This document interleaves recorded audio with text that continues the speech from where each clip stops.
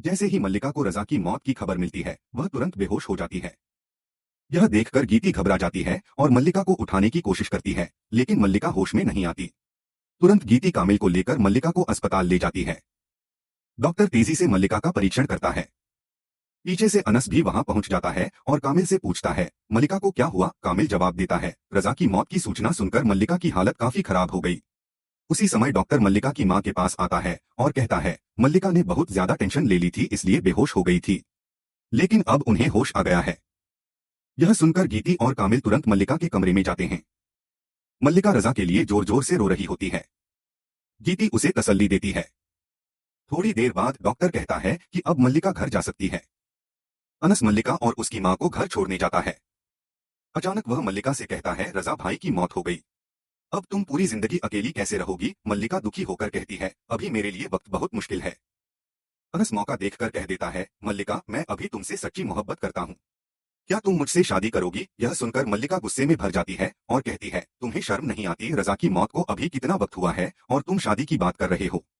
अनस नाराज होकर वहां से चला जाता है। कुछ समय बाद मल्लिका फिर से अपनी कहानी लिखने का काम शुरू कर देती है। फिर एक दिन अनस का फोन आता है। वह माफी मांगता है और कहता है, क्या हम पहले की तरह दोस्त बन सकते हैं? मल्लिका हाँ कर देती है। अनस उसी वक्त उसके घर आता है। मल्लिका बताती है कि उसने दोबारा कहानी लिखना शुरू कर दिया है। अनस कहता है, तुम लिखो, मैं वादा करता हूँ तुम्हारी कहानी को ड्रामा इंडस्ट्री में जरूर पब्लिश करवाऊंगा। कुछ समय बाद मल्लिका अपनी जिंदगी पर एक कहानी लिखती है जिसका टाइटल कमाल होता है। कहानी पूरी होते ही वह अनस को फोन करती है। अनस तुरंत उसके घर आता है और उसे एक प्रोड्यूसर के पास ले जाता है। प्रोड्यूसर जैसे ही कहानी पढ़ता है, हैरान रह जाता है और कहता है, इस तरह की कहानी कोई नहीं लिख सका। हम इसी पर ड्रामा बनाएंगे। दुआ करो कि जब यह रिलीज हो तो लोगों को बहुत पसंद आए। मल्लिका खुश होकर घर लौट आती है। कुछ दिनों बाद मल्लिका की मुमानी आती है और अनस से कहती है, हमने तुम्हारी शादी एक लड़की से तय कर दी है। अनस साफ कहता है, मैं मल्लिका के अलावा किसी से शादी नहीं करूंगा। मल्लिका यह सुनकर कहती है, अनस अगर तुम सच में मुझसे मोहब्बत करते हो तो अपनी मुमानी की बात मानो और उस लड़की से शादी कर लो। अनस मजबूरी में शादी के लिए तैयार हो जाता है। समय आता है जब अनस की शादी हो रही होती है। उस दिन मल्लिका को रजा की बहुत याद आ रही होती है। तभी प्रोड्यूसर का फोन आता है। मल्लिका तुरंत ऑफिस आओ, अहम खबर है।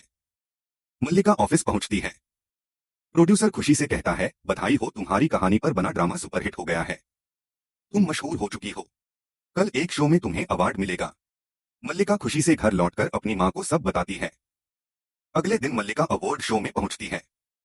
टॉप ड्रामा स्टोरी राइटर का नाम लिया जाता है और वह नाम होता है मल्लिका। मल्लिका स्टेज पर जाकर अपना अवार्ड लेती है और कहती है, आज मेरा सपना पूरा।